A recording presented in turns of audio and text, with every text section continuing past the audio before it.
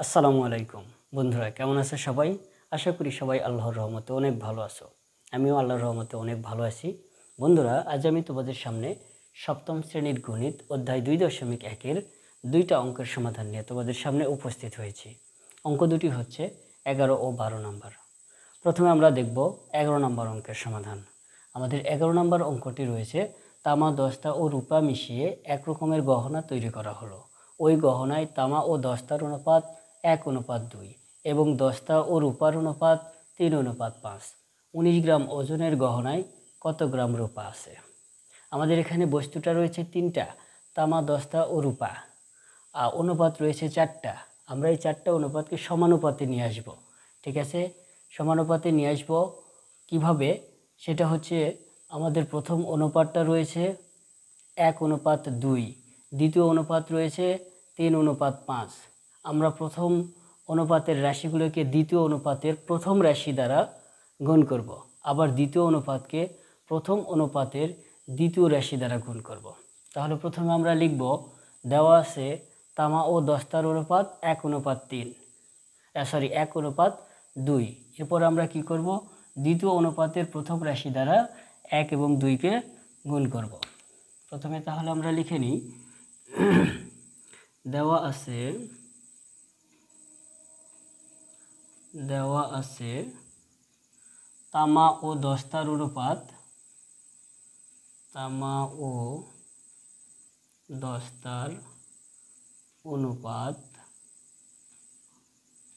সমান সমান 1:2।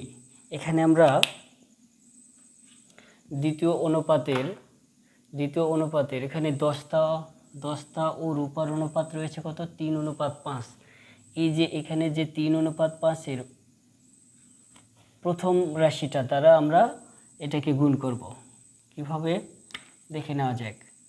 দেখো, 1 গুণ 3 অনুপাত 2 গুণ 3। ক্লিয়ার? 1 এবং 3 গুণ করলে 3 হয়, অনুপাত 2 3 গুণ করলে 6। আবার দ্বিতীয় রাশিটাতে কি রয়েছে দেখে নিই আমরা। আবার দস্তা ও রূপার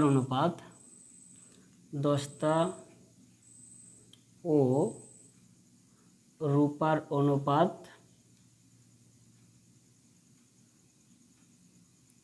সমান সমান 3:5। এই অনুপাতকে আমরা প্রথম অনুপাতের 2 দ্বারা, দ্বিতীয় রাশি দ্বারা আমরা গুণ করব। এখানে 2 দ্বারা আমরা এই 3 5কে গুণ করব। তাহলে 3 গুণ 2 অনুপাত 5 গুণ 2 সমান সমান 3 2 6 অনুপাত 5 2 10। এখানে আমাদের দস্তার মানটা কোনটা? 6। এখানে দস্তার রাশিটা হচ্ছে 6। কাজে আমরা তামা যদি লিখি, তামা অনুপাত দস্তা অনুপাত রূপা, আমরা কি পাবো? 3:6:10। ঠিক আছে, তাহলে এখন আমরা লিখতে পারি, অতএব তামা অনুপাত দস্তা অনুপাত রূপা সমান সমান 3:6:10। ঠিক আছে না? দেখো, এখানে দস্তার মানটা কোনটা? 3। এখানে দস্তার 6। এখানে দস্তার মানটাও 6। তাহলে তামা অনুপাত দস্তা অনুপাত রূপা সমান সমান 3:6:10। এখন আমরা এই অনুপাত সংখ্যাগুলোকে অনুপাতের রাশিগুলোকে আমরা যোগ করব। অতএব অনুপাত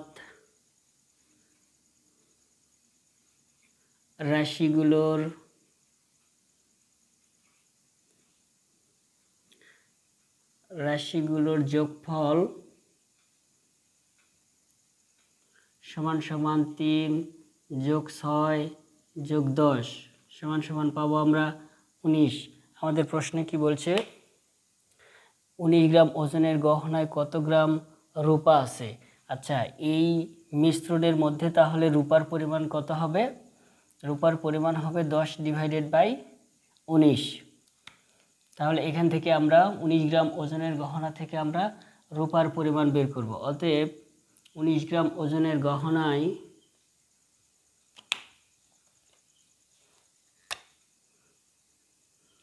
19 গ্রাম ওজনের গহনায়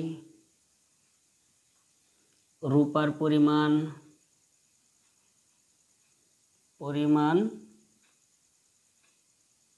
সমান সমান 19 এর রূপার মানটা হচ্ছে 10 এবং সকল অনুপাতের যোগফলটা হচ্ছে 19 অংশ সমান সমান 19 দ্বারা 19কে কাটলে 1 10 গুণ করলে 10 গ্রাম।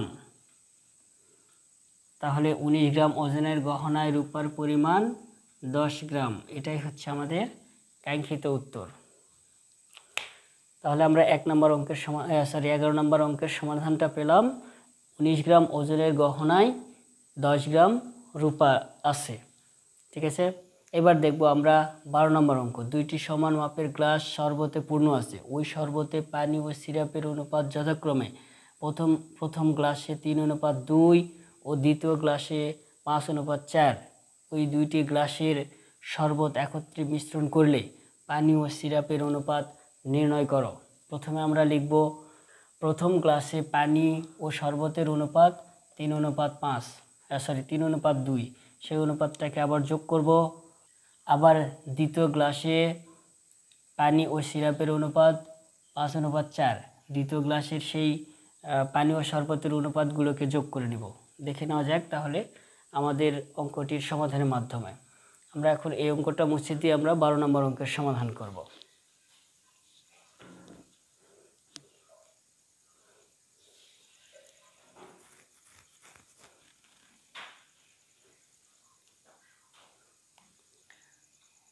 বারো নম্বর, তাহলে লিখব প্রথম গ্লাসে পানি অনুপাত সিরাপ সমান সমান পানি ও সিরাপের অনুপাত 3:2। অতএব অনুপাত সংখ্যাগুলোর যোগফল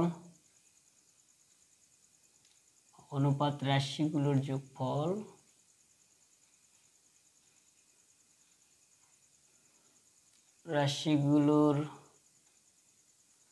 যোগফল সমান সমান 3 + 2 সমান সমান 5। দ্বিতীয়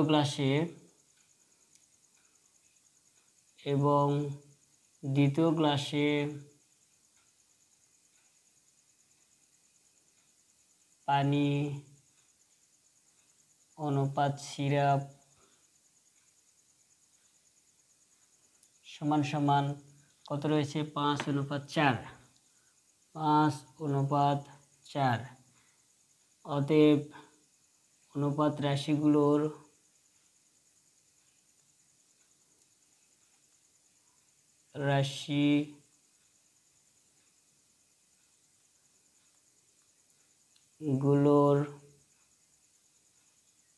যোগফল সমান সমান 5 + 4 সমান সমান 9। ওকে, এবার আমরা প্রথম গ্লাসে পানির পরিমাণ কত বের করে নেব, সিরাপের পরিমাণ কত বের করে নেব। আবার দ্বিতীয় গ্লাসে পানির পরিমাণ, সিরাপের পরিমাণ বের করে নেব। এখন প্রথম গ্লাসে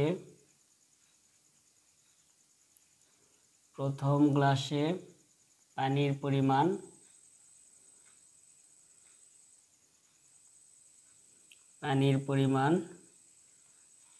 প্রথম গ্লাসে পানির পরিমাণ হবে মোট কত আছে?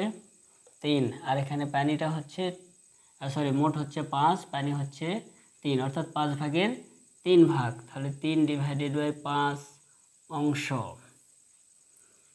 এবং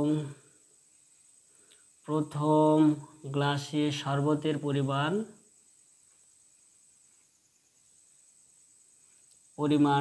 সমান সমান শরবত হবে 5/2 ভাগ, তাহলে 2/5 অংশ। আবার দ্বিতীয় গ্লাসে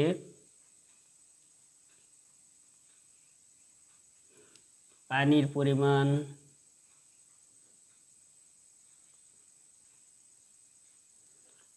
পরিমাণ দ্বিতীয় গ্লাসে পানির পরিমাণ 9 ভাগের 5 ভাগ, তাহলে 5/9 অংশ,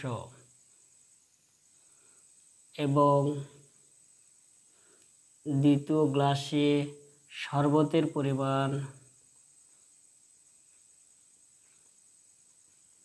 পরিমাণ কত হবে?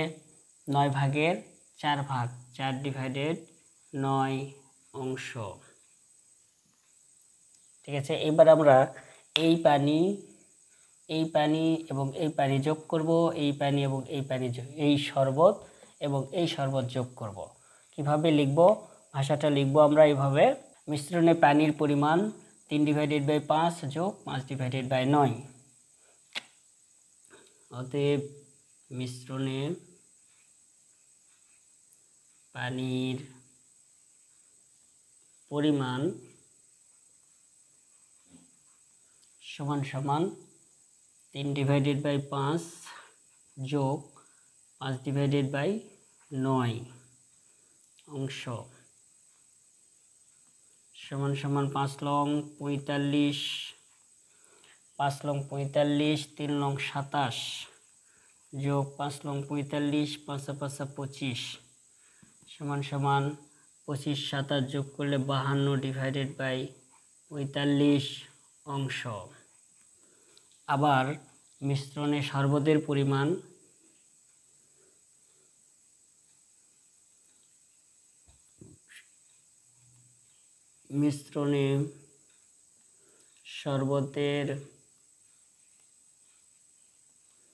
পরিমাণ সমান সমান ব্যাখ্যা হয়ে যাচ্ছে। হ্যাঁ, শরবত কত আছে? 2/5 যোগ 4/9 অংশ সমান সমান 45, 5 লং 45, 9 × 18 যোগ 5 লং 45, 4 5 20 অংশ সমান সমান 20, 18 যোগ করলে 38/45 অংশ। এখন আমাদের বের করতে হবে কি বলছে? পানি ও সিরাপের অনুপাত নির্ণয় করো। এখন আমরা পানি এবং সিরাপের অনুপাতটা লিখতে পারি 52/45 অনুপাত 38, 52/45 অনুপাত 38/45। ঠিক আছে, এখন আমরা লিখব এখানে অতএব মিশ্রণে পানি অনুপাত শরবত, অতএব মিশ্রণে পানি অনুপাত শরবত সমান সমান পানি হচ্ছে কত? 5, 52/45 অনুপাত শরবতটা হচ্ছে 38/45। উভয় পক্ষ থেকে আমরা 45 বাদ দিব, তাহলে থাকবে আমাদের 52/38। এবার উভয় পক্ষকে যদি আমরা 2 দ্বারা ভাগ করি পাবো 26/19। এটাই হচ্ছে আমাদের কাঙ্ক্ষিত উত্তর। লিখতে হবে অতএব মিশ্রণে পানি ও সিরাপের অনুপাত, অতএব মিশ্রণে পানি ও সিরাপের অনুপাত সমান সমান 26/19।